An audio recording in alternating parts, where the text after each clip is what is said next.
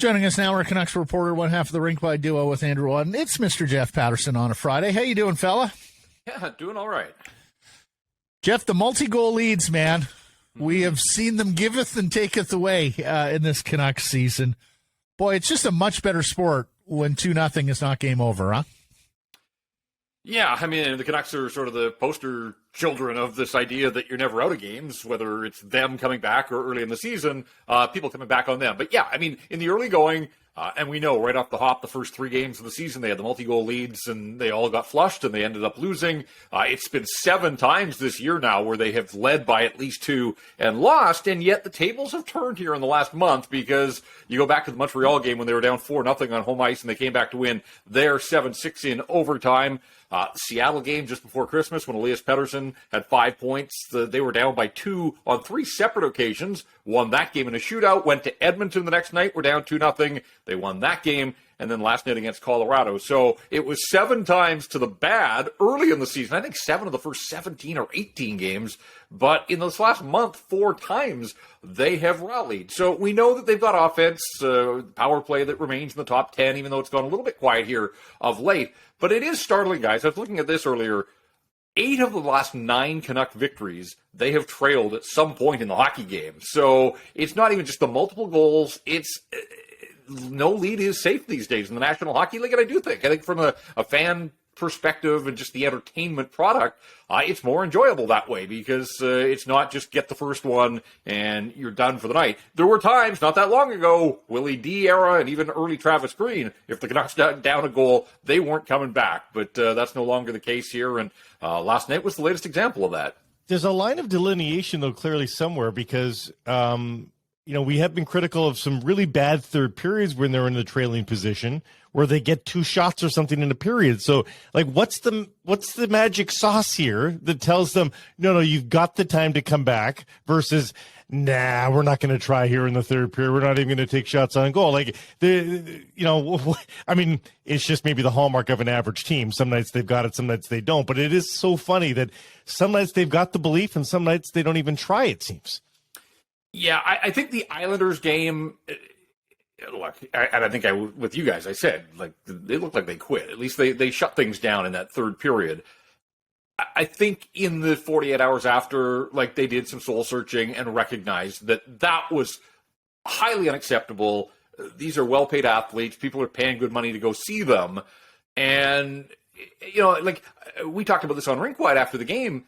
If you don't get a response after the coach basically calling out the players and sort of separating himself from the players and pointing fingers. And then they had the a hard practice on Wednesday and battle drills and those types of things. And then no morning skate on Thursday because they were trying to change up the routine. If that doesn't promote a response, then there's no hope for this group, right? They sort of had to put their money where their mouth was. And to their credit, they did. And even when they were down 2-0, I thought in the first period, the Canucks played the Avs hard last night, but Tyler Myers takes a late penalty, power play cashes in for the Avs, and it's kind of seen that movie way too many times. You just hope that the game against the Islanders does sort of stand as the outlier in terms of the really, really poor performance. But you're right, the inconsistencies in this group, they basically eliminated mistakes against Colorado last night. But they are still a flawed team. It's still a flawed roster, and so those mistakes are going to come back and rear their ugly head again. There's a lot of hockey left to be played. But I guess this is the confounding part, is when you see them put it all together on a night like that against the defending Stanley Cup champs, you do wonder, why can't that happen way more often than it has to this point in the season? And got a good break when the puck hit the official. Kuzmenko scores, and you got to do that and take advantage of the luck that you do get in these hockey games. Jeff, is Collin Delia a better goaltender than Spencer Martin? Should Collin Delia be playing more games here while Thatcher Demko is out? In my world, Collin Delia should get the next start. I mean, the start of a 5-game road trip, you want to build off what you did against Colorado. All this guy does is give them a chance to win hockey games, and you look at the numbers, he's 3-1 now. He's only had 3 starts because he came on in relief of Martin in that Montreal game when they were down 4-0, but he gave up 2 goals that night. He gave up 2 in Edmonton on the back half of back-to-backs against Connor McDavid and Leon Draisaitl. Winnipeg got him for 3, but he still kept them in it right down to the fact that There was an empty net. We all know how that played out in Winnipeg. But they were in that hockey game because he only gave up 3. And then last night against Colorado, he gives up 2. And, Spencer Martin was put in a tough spot. A backup still trying to find his way in the National Hockey League and all of a sudden thrust into the spotlight. He's not the first guy to struggle when you step up sort of that weight class. But recently, Spencer Martin has given up 5 goals in 4 of his last 6 starts. You're not going to win many hockey games when that's the case. And it feels like a lot of teams, and the Islanders were the latest, but Winnipeg, when they came through, there have been others, they seem to have the book on the glove hand. Like, it does seem like teams are testing Spencer Martin on that glove side, and pucks are getting past him. Collin Delia, he's not orthodox. He's not a big guy by today's NHL goaltending standards, but he's a battler, and he's making stops for them. And so one thing that he hasn't done yet is start back-to-back games. And I would say that his performance here, but his other performances as well, not only should they give the coaching staff and his teammates some confidence, it's that, yes, he's now earned this right. Like, why not? Like, you've got 2 guys that are essentially backups. Collin Delia, with his start last night, has now started more games in the NHL than Spencer Martin has. And Spencer Martin's, the bulk of his career came in the last month when he was foisted into that, number 1 starters role. So, it's not like this guy has never played in the NHL. It's not like this guy hasn't been able to perform. He's worked with Ian Clark, since the middle of the summer, since he signed with the Canucks. He talked about that last night and how he, he's just a whole lot more confident now than probably at any other point in his career. Goaltending controversy, can it be a goalie controversy when it's 2 backups battling for the crease? I'm not prepared to go there, but I just think that why wouldn't you give Collin Delia, like, maybe it's winning you're in right now. You can go back to Spencer Martin. They've got 5 games in 8 nights, and it ends with back-to-backs in Florida and Carolina. So you're going to need some goaltending, especially after you saw what Carolina did to Nashville last night.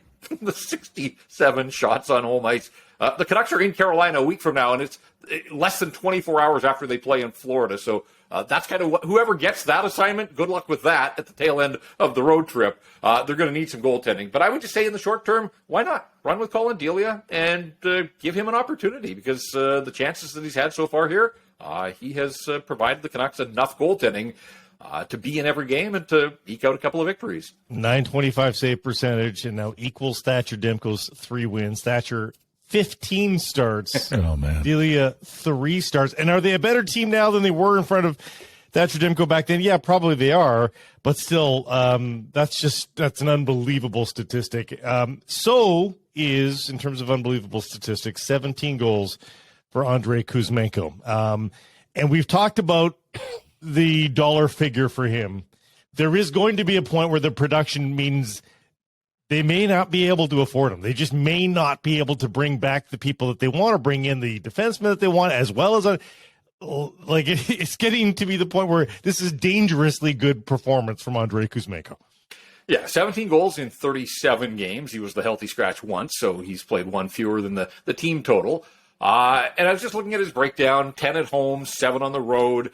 He hasn't gone long stretches without. I think he scored on opening night in Edmonton and then I think went 6 without. But other than that, it's, he's been consistent throughout. And that's something you like about him. I think the biggest surprise for me, guys, is just he scored so many of his goals in the blue paint. And I didn't know that about him. I didn't have the book on this guy. I can read the stats from the KHL like everybody else. But in terms, I thought he was coming in as a skilled playmaker. And then when I saw him at training camp, he had a big-time release, and you could feel that, and I thought he was going to score from distance. And he has scored a few from distance, but it's been remarkable, his ability and his timing to find the open ice to be available for those goal-mouth passes on the power play, and that's a skill, like timing and to get to the inside.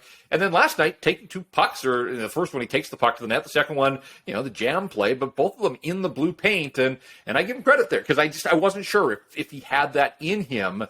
Look, he has found himself, honestly, I'm not sure that he could have found a better landing spot than on the wing with Elias Paterson. And I don't want to say that his success is all because of Paterson, but there's undeniable chemistry there. And so I think the Kuzmenko camp has to recognize that part of it. If the Canucks don't think they're going to be able to re-sign him on an entry-level deal, like every team in the league could take him on, down the stretch this year. I mean, it'd be a couple $100,000 left on his contract.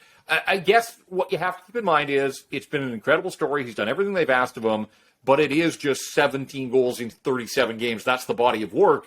So I do wonder if acquiring teams, the second half of the season, it tightens up. They're going out on this road trip now. He's never played a playoff game. And so I just wonder about acquiring teams. If there was a team that was thinking, oh, let's get this guy on an entry-level deal because he's cost-effective, he hasn't been battle-tested in the playoffs, and I wonder if that will scare off any sort of acquiring team. And also, where are they going to play him? Because they don't have Elias Pettersson, and it's been hand in glove with those two guys. And so, if you're an acquiring team and you're looking to bolster your roster at the trade deadline, you know it as well as I do. There are still old hockey guys that run a lot of the teams in the National Hockey League that would say, I want Jonathan Taves because he's been to the top of the mountain and he's got these leadership qualities and this unproven Russian. I'm not so sure, even though all this guy has done is everything that the Vancouver Canucks could have expected. So it is it's as fascinating today. In fact, I think it gets more fascinating by the day, like how this is going to play out, because a 26-year-old guy that has chemistry with Paterson, you'd like to see that as a long-term fit here. But at the same time, if he continues to score, if he has a second half like the first half, goal scorers get paid, and he may price himself out of the Canucks' affordability range. Matt, there's a universe in which there's a universe, Matt, where he's the best trade chip they have for that salary cap fit that Jeff talked about. He the best trade chip, and someone who may even return more than Horvat, depending on how gaga somebody is out there. Jeff's comment is founded with regards to playoff jam. I think it's somewhat mitigated by what you said previously, Jeff, and that is he's so good in the dirty areas. Exactly. But I think the trump card that Blake identified, he is a fit for every single contender out there without having to do any salary cap gymnastics. No gymnastics. And the ease of being able to drop him into the lineup and just basically demote your 13th forward or 14th forward, I think would give him immense value. I love watching a kid play, and his personality has brightened up our city. If they could re-sign him before the deadline to a sensible contract, I'd be all for it. Exactly. But I think you do have to trade the player. He's tied for second on the team in goals now, and he's playing less than 16 minutes a night, where the others are playing several minutes more than second power play unit some nights. Some nights on the first, and some nights on the second. And he was billed as an East-West half-court player who might not have the skating to be a great scorer off the rush, but I'm with Jeff. I thought he'd be a guy from distance and a playmaker, and he's shown a willingness. It's almost like someone pulled him aside and said, kid, in North America, you got to go to the blue paint. And he listened and applied. He's been a marvelous story for them in a year. And more credit to him if that's the case. More credit to him that he's been willing to adapt. And the proof is in the pudding here. And remember too, early on, like Bruce Boudreau, he liked the goals, and he scored a bunch of them in the preseason, but the coach was begrudging, and there was the one preseason game where he's like, yeah, you could shoot the puck, but, those shift lengths, and and I don't know if that was message sending early in the preseason, or if the coach truly saw something there, but this is the NHL, it's not the KHL, but again, he has made the necessary changes. He has adapted. And as you said, second unit power play. So if it's a good team that's acquiring him, it's already a good team. They probably have a first unit power play, but you could slide a guy like that in on a second power play and he could bring production. So, I think we all have a front row seat here. How this is going to play out is going to be fascinating. It gives you depth. It gives you options if you're that acquiring team. Frankly, the bigger concern I would have would be, does he wear down at all during the long NHL season? Because, Jeff, I believe you and others were pointing out that in training camp, he didn't look to be in NHL shape, whereas others were. So we'll see where that part goes. But, no, he's been marvelous for them. Speaking of marvelous, Vernon's Curtis Lazar went 5 games without a shot. And then last night, let's throw you in the middle in a shutdown role against Nathan McKinnon and the Colorado Avalanche. That was good stuff from Lazar at a time when he needed a game, Jeff. Yeah, the coach was pretty quick after the game to point out he felt it was Lazar's best game. I don't know what my expectations were. I mean, this is a guy that came in as a $1 million player, expected to be the fourth line center. I think it's been underwhelming for Curtis Lazar, and I like the person and I like the contract. And it's not even so much that I'm expecting offense, although good teams, I think, do expect some contributions from their bottom line. He has a goal. as we bump up against the midway mark. And it came in the third game of the season on a line with Elias Pettersson the night that Connor Garland got healthy scratched, and Curtis Lazar was playing with Elias Pettersson, and he ended up scoring that night. So there hasn't been any sort of offensive bottom line, but Lazar was targeted as a right shot center to come in and help the penalty kill. He had been on the penalty kill in Boston, and Boston's had terrific penalty killing over the years. And I think, their hope was that he would bring you some edge and some professionalism and as low maintenance a guy as there is. And I think he's done sort of that part of it, but they've moved him around the lineup. Nils Amon made the team out of camp, and so Lazar really hadn't been the fourth line center. Whatever the case, when we talk about this soul searching in the last 48 hours, I think you saw a guy that maybe took some of that to heart and recognized that, he could be a leader in getting out and just leading the way, digging in, and maybe leading by example. That way, the hit on Devon Toews in the first period when he parked him on the Canucks bench, that got a roar out of the crowd, obviously. And he seemed to be on a mission in terms of the physical play. He won a big third period face-off shorthanded. The Avs on the power play looking for the equalizer, and we know the Canucks penalty kill had already given up one. The one area, guys, that, and maybe it's not a big deal, but again, brought in as a right shot center because they went all last year without one because Brandon Sutter was on the shelf. Prior to last night, Curtis Lazar had won one shorthanded faceoff all season. Like, Bo Horvat takes the bulk of them. I get that. Miller's taken some and them on. But you're a center in the National Hockey League. He'd won one shorthanded faceoff, but he won a big one in the third period. And, blocking shots, selling out, and took on the McKinnon matchup in the third period when the Canucks were up a goal. So, more of that, please. Like, again, he's not going to be a standout on a lot of nights, especially with the team that has, a fair number of stars. But there is a role for Curtis Lazar, and maybe it took the long route to get him back to being the fourth-line center, whatever the case. He looked good last night, and we'll see if he can sort of provide some more of that in the games ahead here. Finally, nice win over an injury-riddled defending Stanley Cup champion. Winnipeg has been a very resilient bunch all season long. They percolated there at the top of that division. I mean, that's a nice team. That's tough out on Sunday. If they really did sort of have that come to Jesus moment, as I believe Delia called it, we're going to find out exactly how committed they are to the cause here on Sunday, aren't we? Well, and I don't know if you guys saw, but the Jets were at home to Tampa here on Friday night. And they got Blake Wheeler, Nikolai Ehlers, Nate Schmidt, and Cole Perfetti all back in their lineup for this game. So they had been kind of grinding through with some injuries. That's a nice taxi load of players that show up on your doorstep for one game. But they managed to get through, and they have handled the Canucks. Beat them here in Vancouver 5-1 just before Christmas. Paterson didn't play that night, but it was no contest. And then the game in Winnipeg a week ago, Jets had 20 shots in the second period alone and really took the play to the Canucks and turned that game. So Winnipeg's 2-0 against the Canucks. This is their third and final meeting, and it's the start of this 5-game road trip. So you're right. All the good they did against Colorado, they have to continue to chip away here if they're serious. And if, again, I know there's a faction of the fan base that wants the bottom to fall out, but the players, they want to win hockey games. And if they go on this road trip and come home with 1 win in 5 or something like that, then what they did against Colorado really doesn't mean an awful lot. So they do have to back it up with another performance, but the template is there. And you're right, whatever it is, if it's just the sort of specter of, hey, these are the champs. I mean, they've beaten Colorado in both of their games now. And those have been two of the more complete efforts for the Vancouver Canucks this season. I will say this about Colorado, and I know we kind of got into it on Twitter over the holidays, where I said, hey, they're going to be tough out if they're a wild card team. They've lost 5 in a row now, and they go to Edmonton, and that's one of the teams they're chasing. If they don't get points out of that game, they will have lost 6 straight with McKinnon back, and it kind of feels like a team that maybe was feeling sorry for itself with its injuries and thought, okay, well, when McKinnon gets back, all will be right in the world, but they don't want to fall too far off the pace here, guys. I still envision a world where Colorado will be one of the 8 playoff teams in the West this year, but it's interesting that, okay, so McKinnon's back. He's not at midseason form yet. He missed a month, and he had 13 shot attempts, and Rantanen had 14 last night, like individually. I mean, the puck was on their stick an awful lot, but Rantanen scored, McKinnon didn't. But I look at this Colorado team, guys.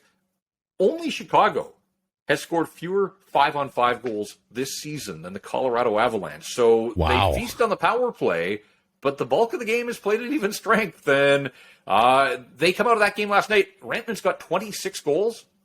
Nobody else in double digits on the Colorado Avalanche. Blake and I were talking about that yesterday. Rantanen's the only guy who scores for this team. I'm glad you brought it up. I was going to bring it up that I teased you a little bit on Twitter saying, are they a playoff team?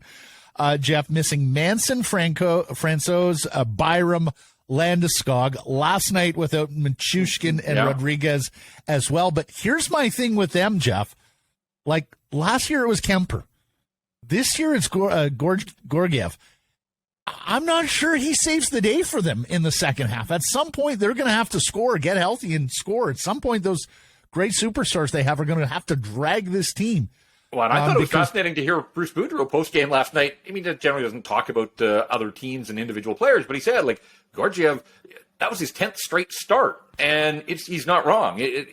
Again, every goaltender has his limit, and I wonder with the he just blew a gasket there on that third goal, slamming the stick. Like, oh yeah, there's a frustration. You can sort of see and feel a frustration around that group. They're not used to being below the playoff bar, and again, they're still within striking distance. They've got games in hand on the Oilers and Flames, yeah, for sure.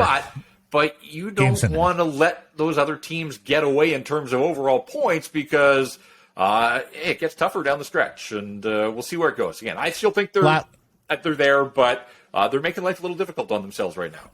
Lastly, did Bo Horvat get snubbed as an All-Star? Do you think he'll win a fan vote to get on in? I think he did. And look, you would have gone Horvat over Paterson then? I would have. The goal total is just I think so. Like when you're a top 3 goal scorer. And look, Paterson's had 2 5-point nights. He leads the team in scoring. He was really good again last night. It's not a wrong decision. I mean, the whole process is flawed, obviously.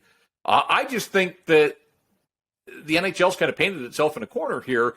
If these all-star rosters are to have a minimum of 2 defensemen, like Erik Karlsson's the only guy in the Pacific. So one of these fan votes is going to have to be for a defenseman right. in a division where Leon Draisaitl is a snub and Bo Horvat's a snub. And I think the whole thing's a sham. I think they're going to tell you that, these were the top 2 vote getters. One of them just happens to be a defenseman. And it's possible that who are the defensemen in the West, in the Pacific? Quinn Hughes deserves to go. I thought Rasmus Andersson, instead of Nazem Kadri, would have taken care of that if they had wanted to pick Andersson out of Calgary. But again, I just think it kind of throws the whole thing into question if they wind up with a couple of defensemen, because I just don't think that the casual fan is likely to be throwing votes towards D-men as opposed to the Hold on a second. You're telling me Rasmus Andersson isn't going to win a popularity contest? Are we suggesting, guys, that there's an all-star game out there that doesn't stand up to intense scrutiny without gravitas? Is that what we're suggesting here? And I will say, we talked about Dylan Guenther. Rasmus Andersson is the other one, gentlemen? The second-round pick Calgary got for Sven Berchi. The Almost Canucks are a very good team. Yes. The Almost Canucks are a great team, actually. Jeff, great stuff. Thank you for this. We'll be listening to Rink Wide over the course of the weekend. We'll catch up next week. All right, guys. Thanks.